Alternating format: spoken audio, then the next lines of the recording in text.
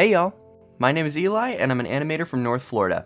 I recently made this fan lyric animation for the song Nettles by local legend Ethel Cain. Here's how I did it.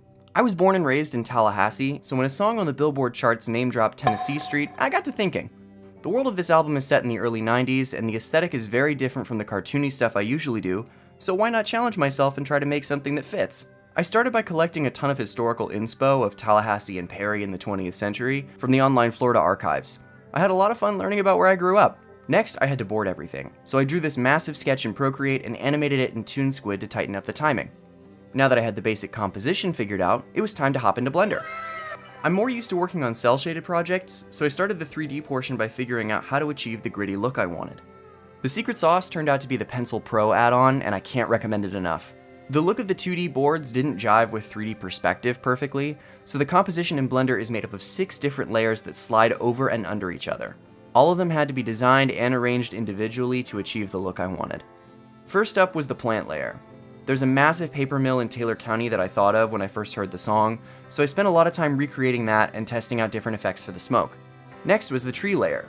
It's hard to explain if you've never visited North Florida, but you find yourself spending a lot of time looking at the trees, specifically live oaks. I've been obsessed with these trees since I was a kid, and getting them to look exactly right in realistic animation is still a challenge. I'm not confident that I got them right here, but the iconic Spanish moss certainly helps. Next up is the intersection of Tennessee and Bruno, which does not look like this, but I took some creative liberties. After a bit of modeling and tweaking a few assets I found online, I was pretty happy with the look. The end of the song references gardenias, so I had to create those here to tie everything together. And the final layer is Willoughby's gravestone.